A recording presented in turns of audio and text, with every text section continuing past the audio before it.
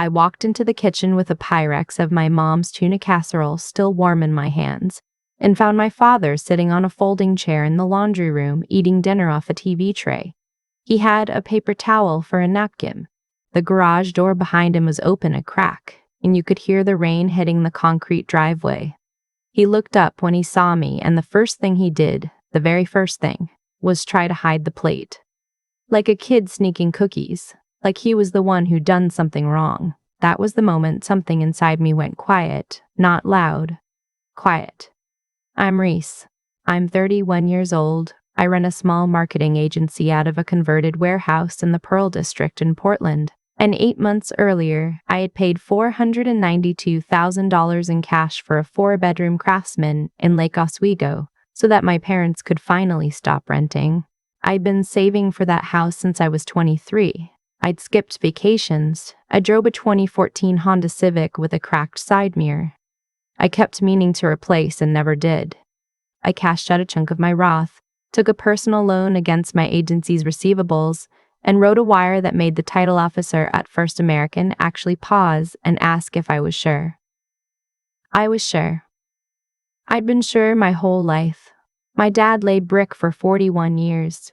My mom worked the closing shift at a Fred Meyer for almost as long. They raised me and my younger brother Caleb in a 1-bedroom apartment in Beaverton with a kitchen so small you couldn't open the fridge and the oven at the same time. When I handed them the keys in March, my mother held them in both hands like they were warm and said, "Reese, honey, are you sure?" Like it was something I might want to take back. I told her she could die in that house if she wanted to. I meant it as a gift.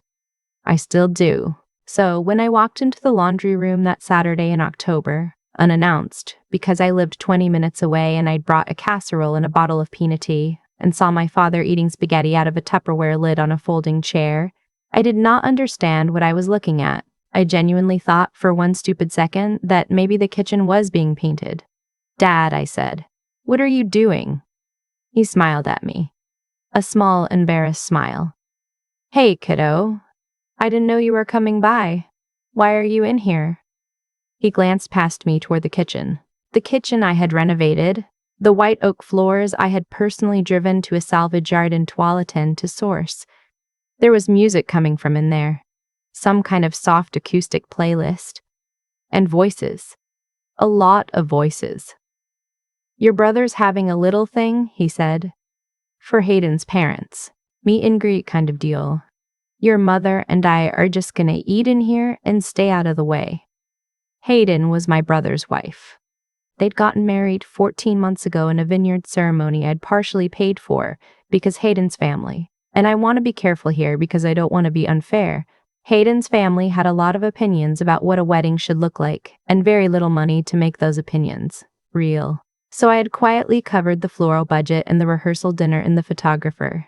I'd done it because Caleb asked. Caleb has always been the kind of person who asks. He's 2 years younger than me. He teaches 8th grade history in a public school in Tagaard, and he has the worst spine in our family. I love him. I am telling you that up front because I want you to understand what came next was not easy for me. I set the casserole down on the dryer. "Dad, you don't have to eat in the laundry room."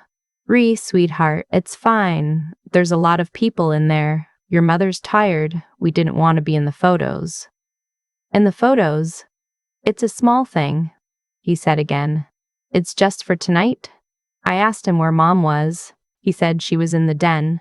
I walked through the hallway, past my own family pictures, which were, I noticed with a feeling like cold water down my back, gone from the wall, and into the den, which I had set up as my mother's reading nook with a leather chaise and a brass floor lamp she had cried about when she first sat in it. My mother was sitting in there in the dark. The lamp wasn't even on. She was just sitting, with her hands in her lap, listening to the party in the next room. "Mom?" She looked up. She had the expression of a woman who had been caught doing something. Then her face crumpled with relief, then immediately rearranged itself into the bright, tight smile she used to wear when bill collectors called the apartment. "Reese, I didn't know you were coming. What is going on?" "Oh, it's just a little gathering." Hayden's folks are here, and some of her work friends. It's been so nice. So nice. She said nice twice. My mother says nice twice when she's lying. I stood there for a second. I could hear through the wall a woman laughing, the kind of laugh that's performed at a volume meant to be overheard. I could smell catered food, something with rosemary. Definitely not anything my mother had cooked. I told my mom I'd be right back, and I walked into my own living room. My living room. The one I had spent 3 weekends staining the beams in. The one where I had personally hung a framed black and white photograph of my grandfather laying brick in 1962 over the fireplace, was full of people I had never seen before. Maybe 25 of them. The photograph of my grandfather was gone.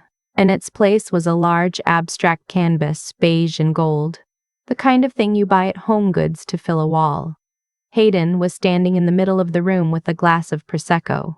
She was wearing a cream-colored jumpsuit. My brother Caleb was at the bar cart, a bar cart that did not belong in my parents' living room, a bar cart I had never seen before in my life, pouring something for a man in a blazer. Hayden saw me and her face did this thing. It's hard to describe. It was a smile that arrived a half second too late and didn't quite reach the rest of her face. Reese, oh my gosh, we didn't know you were coming. Yeah, I said, I'm picking up on that. It's just a tiny thing. Just family and a few friends. We were going to invite you, but Caleb said you were so busy with work. I looked at my brother. He didn't make eye contact. He kept pouring. Where are Mom and Dad's pictures? I asked. What pictures? The ones over the fireplace? The wall in the hallway? The hutch in the dining room? Hayden waved her hand. Oh, we just moved some things into the storage room. We're styling the house a little for tonight. We'll put them back. We're styling the house. I want you to hear that the way I heard it. We're styling the house. I want you to hear that the way I heard it. In the house I bought for my parents, while my parents ate dinner in the laundry room. Hayden, I said. I tried to keep my voice in the register where I conduct difficult client meetings. Why are my parents not at this party? She gave me the laugh. The one women like Hayden have practiced in mirrors since they were 13. Reese, they're in the den. They wanted to be in the den. My parents brought their dog, and your mom said the dog made her sneeze, so we just thought it was easier if they hung back. My mother is sitting in the dark. She said the light was bothering her eyes. I looked at her. I looked at her for what was probably 4 seconds and felt like 4 minutes. Hayden held the smile. She was 28 years old. She had been a wellness influencer with 38,000 Instagram followers when Caleb met her, and she had a way of speaking that made every sentence sound like a press release. I'd like to talk to my brother for a second, I said. I pulled Caleb into the back hallway by the linen closet.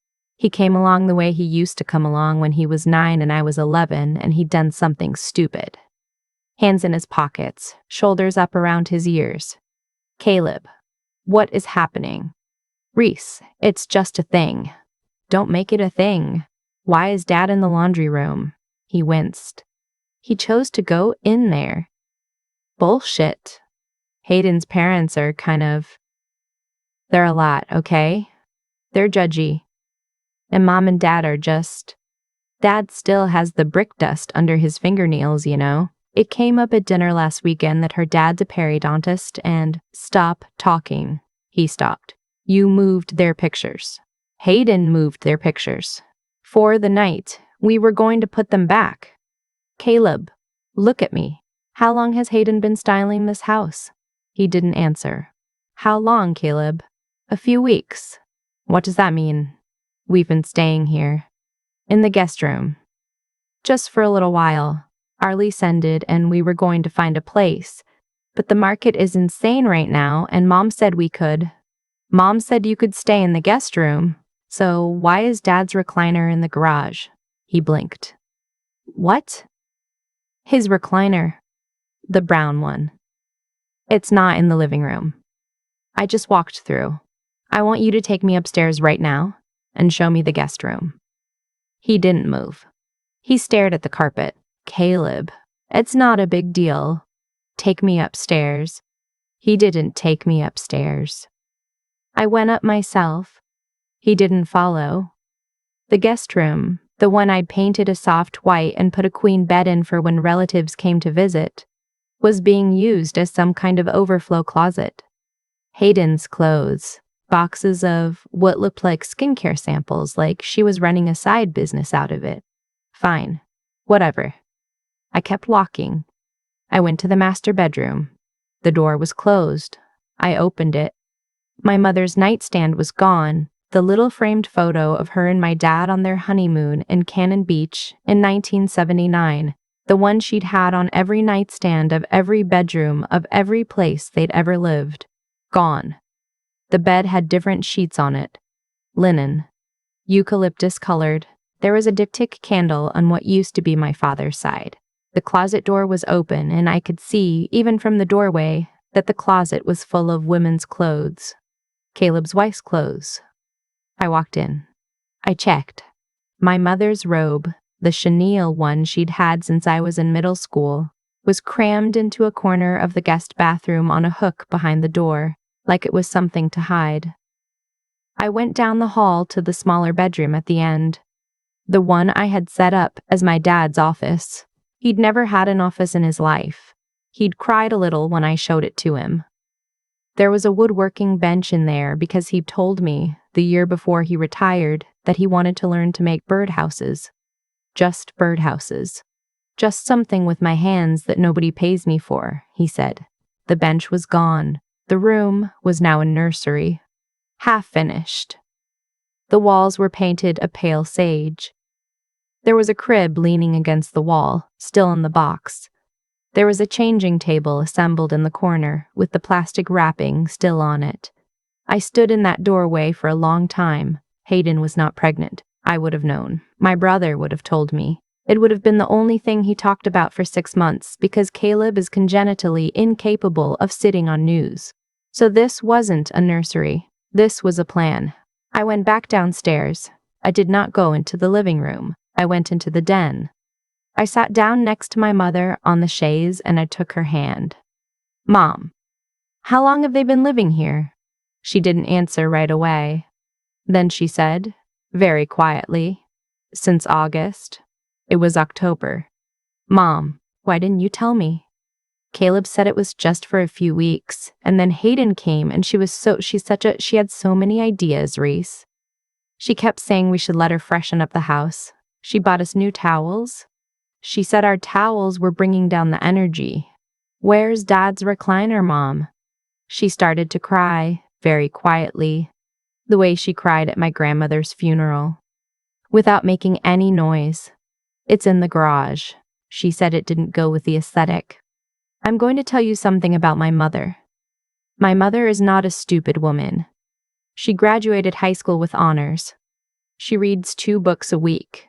She helped me with my AP Calculus homework, but my mother grew up in a house where her stepfather hit her mother, and she has spent her entire life, the entire thing, making herself smaller so that nobody around her would ever feel the need to make her smaller for her. And I watched, sitting on that chaise, what 50 years of that habit looks like. It looks like a woman in the dark, listening to a stranger's party in her own living room, embarrassed about her chenille robe. I asked her one more question. Mom, has Hayden mentioned the deed? My mother went still. Has she? I said, slower. Mentioned the deed. She and Caleb came to us last week. Caleb said it would be easier for property tax reasons if the house was in his name. He said he could refinance, and he said you've been working so hard and you shouldn't have to keep worrying about us. He had papers. Hayden brought a notary. A friend of hers, she said. We didn't sign anything yet, Reese. Your father said he wanted to ask you first. Caleb got upset. He said it was insulting that we wouldn't trust him. I didn't say anything for about 10 seconds. I just sat there and held my mother's hand. Then I said, Mom, I want you to listen to me very carefully. There is no property tax issue. The house is an irrevocable trust I set up the day we closed. You and Dad are the lifetime beneficiaries. I am the trustee. Caleb is not on the deed. He cannot be put on the deed without my signature. Whatever paperwork they were trying to get you to sign was not a property tax document. Do you understand? She closed her eyes. Oh, Reese. It's okay. You didn't sign. Your brother. I know. Your brother. I know, Mom. She started crying harder, the silent way, and I let her, and after a minute, I went into the kitchen and got her a glass of water and put it on the side table and went to find my dad. Dad was still in the laundry room. He'd finished his spaghetti. He was looking at his phone. When I came in, he tried to stand up because he is from a generation of men who stand up when their daughter walks in. And I told him no, just sit a minute with me. Dad, did Caleb ask you to sign something last week? He nodded. Some deed business. I told him I wanted to call you. He got real worked up. Did you sign it? No, ma'am. Did Mom? No. We don't sign things we don't read, Reese. Your mother and I have been broke our whole lives, we know that much. I almost laughed. Or cried. I'm not sure which.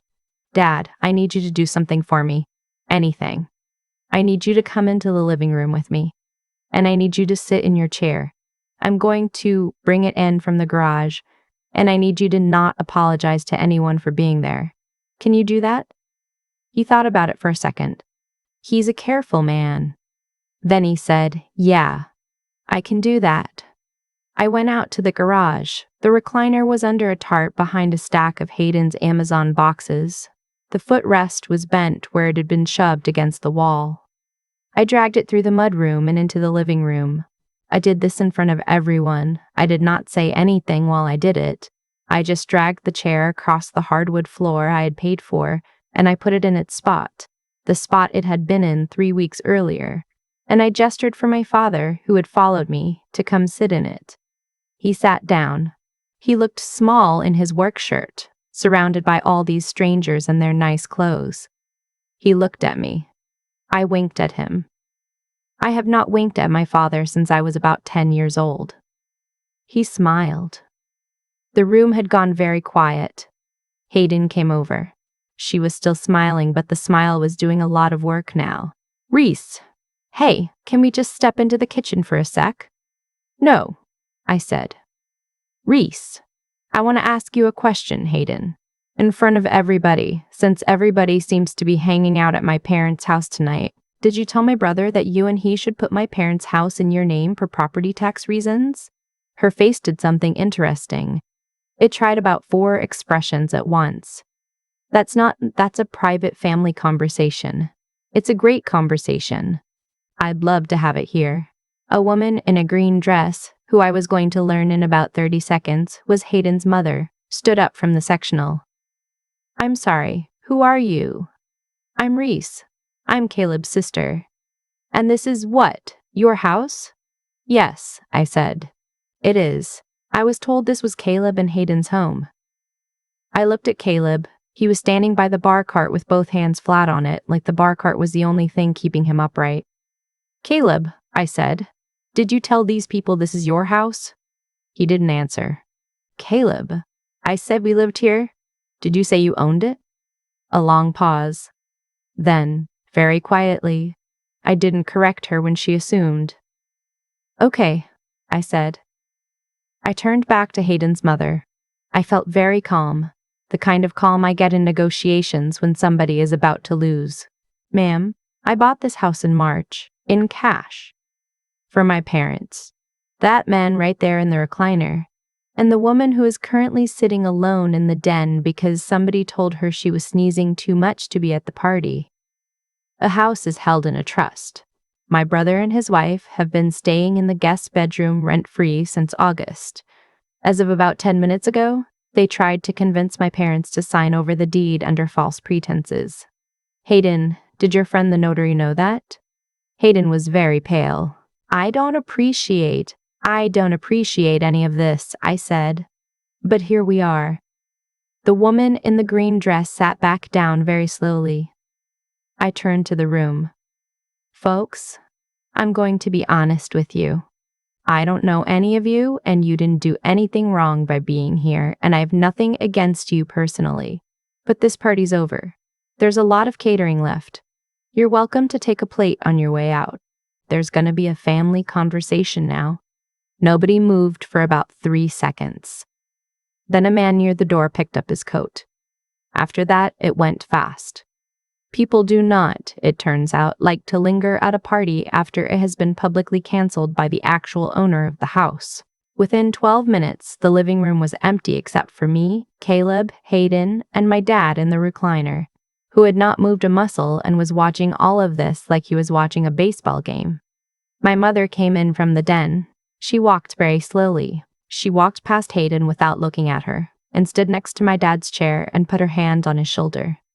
He covered her hand with his. Hayden tried one more time. Reese, I think there's been a huge misunderstanding. We've been helping your parents. Your father can barely get up the front steps. We've been making them dinner. My dad just walked 4 feet of laundry room to 4 feet of living room. He's fine on the steps. You moved my mother's photographs because you didn't want your dentist friends to see them. You moved my dad's recliner because it didn't go with your aesthetic. You set up a nursery in his office without telling anyone you're pregnant, which I'm going to assume means you're not, which means that office is being repurposed as a plan, not a need. And you tried to get my parents to sign a document that would have transferred legal ownership of this house to you. Did I miss anything? You don't understand the housing market right now, Reese. We can't afford. I understand the housing market fine. I work in marketing. I know exactly what a 2-bedroom in this zip code rents for, and I know what kind of person tries to solve their housing problem by stealing it from a 68-year-old retired bricklayer. Caleb finally opened his mouth. Reese, don't. I looked at him. My little brother, the kid I taught to ride a bike in the parking lot of our apartment complex because Dad worked Saturdays, the kid I helped write his college essay, the kid I bought a suit for when he started teaching. Caleb, did you know about the deed thing? He looked at the floor. Did you know about the deed thing? Hayden said it was a tax move. Did you read the paperwork? He didn't answer. Caleb, did you read the paperwork? No. Get out. Reese, both of you. Tonight. I want you out tonight. You can come back tomorrow with the U-Haul and get your things. The clothes, the boxes, the crib, all of it. You leave the towels Hayden bought because, frankly, I think they're hideous and I want my mother to throw them in the trash herself. The locks are getting changed in the morning. If either of you tries to come into this house without my parents' explicit invitation after tomorrow, I will treat it as trespassing and I will mean it. Hayden made a small, wet sound. You can't just, I'm the trustee. I can. I'd encourage you to look up what that means before you say anything else. She looked at Caleb. Caleb did not look at her. That, I think, was the moment Hayden understood she was alone. Caleb, she said, are you going to let her, Hayden? He said, very quietly, go pack. It took them about 2 hours. I sat in the kitchen with my parents, and we ate the tuna casserole I had brought, the 3 of us, on actual plates at the actual table. My mother kept reaching over to touch my hand. My dad ate 2 helpings, which he never does. We didn't talk much. There wasn't a lot to say. Around 10, Caleb came in alone. Hayden was already in the car. He had a duffel bag over his shoulder. He looked at our parents. He started to cry. He's always been a crier. He tried to apologize and my mother held up her hand. Not tonight, sweetheart. Tomorrow. You can come back tomorrow and we'll talk. Tonight? Just go. He went. The locksmith came at 7 the next morning.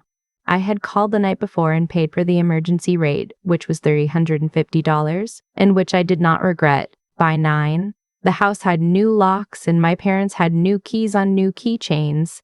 My mom picked one shaped like a little ceramic owl from the locksmith's display and was so delighted about it I almost cried for the second time in 12 hours. The fallout took longer to land than the night itself. Caleb filed for divorce 6 weeks later. It came out in discovery that Hayden had $11,000 in credit card debt he had not known about and had been quietly using their joint account to pay down. The notary, it turned out, was a co-worker of Hayden's from her old wellness gig, who had gotten her notary license off a website and who was, very politely, contacted by my attorney about the consequences of notarizing a fraudulent property transfer. She wrote a long apology email. We didn't pursue it further. I'm not interested in scorched earth. I just wanted it on the record. My brother lives in a 1-bedroom in Selwood now. He comes over every Sunday. He takes my dad to Home Depot. They built 3 bird houses last month. They are not very good bird houses. The roof on one of them slopes the wrong way and the whole thing is basically a rain funnel. My dad keeps it on the front porch anyway. He shows it to everybody. Hayden, last I heard, moved to Bend. I don't follow her on anything and I don't need updates. I hope she's okay.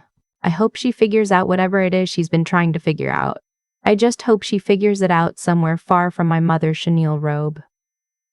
I went over there last Sunday. It was raining the way it always rains in Oregon in November, that soft, constant rain that doesn't really fall so much as hang there. My mom was in the kitchen making chili. My dad was in his recliner with the footrest up. We'd had it fixed. The bend in the frame cost $40 at a furniture repair place in Milwaukee and was worth every penny. And he was reading a Louis L'Amour paperback. The photograph of my grandfather was back over the fireplace. Mom's wedding photo was back on her nightstand. Dad's office was Dad's office again, with a new woodworking bench I'd ordered on a whim, slightly nicer than the first one. My mother saw me come in and she said, "Reese, honey, take your shoes off. The floors are clean." I did. I took my shoes off in my parents' house, which is the way it should be. And I went and sat on the couch next to my dad's chair, and he put his hand on top of my head the way he used to do when I was 8, and he said, "Hi, kiddo," and that was it. That was the whole moment. There was nothing else to say. I bought them a house with money. That part was the easy part. Money turned out to be the easy part of a lot of things in my life. The hard part, the part I didn't know I was buying until I had to buy it the second time, was the part where you stand in a room full of strangers and say, "No, this belongs to them," and you do not get to rearrange their lives to make yourselves more comfortable. That part isn't a wire transfer. That part you have to do with your mouth, in front of people, while your hands shake. I didn't know I'd have to do that. I'm glad I did. If you've been sitting on a no, you've been afraid to say to somebody in your family, somebody who's been counting on the fact that you won't say it, I'm telling you, from the other side of saying it, say it. Say it once, clearly, in the room. The people who love you will still love you in the morning. The people who don't will leave. Either way, your mom gets to sit in the light again. That's worth a lot.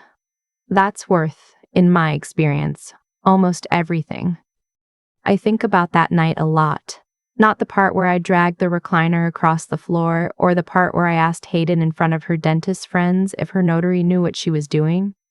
I think about my dad, sitting on a folding chair in the laundry room, hiding his plate when I walked in. That's the image that stays with me. A man who lay brick for 41 years, hiding a Tupperware lid full of spaghetti because he had been taught by the people sleeping in his guest bedroom that he was something to be ashamed of in his own house. Here's what I learned, and I want to say it plainly because I don't think anybody told me this when I was younger. Money is not the same as protection. I thought, when I wired that $492,000 in March, that I was finishing a job. I was wrong. I had started a job, and the second half of that job was going to require something I did not yet know I had, which was the willingness to be the bad guy in someone else's story. Hayden walked out of my parents' house that night believing I was cruel. Some of her friends probably still believe it. I have made my peace with that.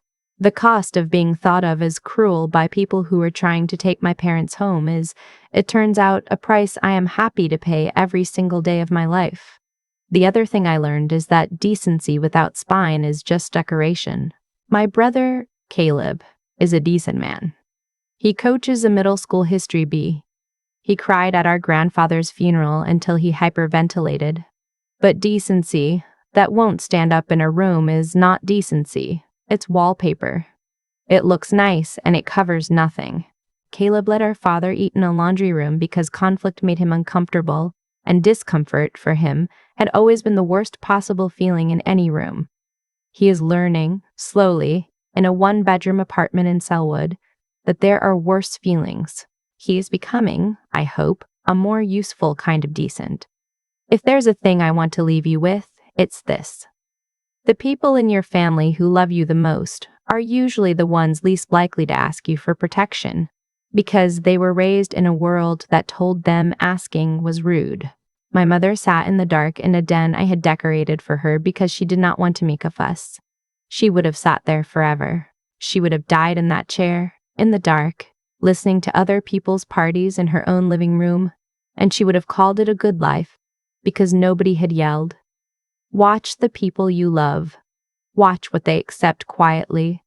The quiet acceptance is where the theft happens. By the time somebody is yelling, the house is already half gone. Speak the no out loud. Do it shaking if you have to. The morning after is so much quieter than you think.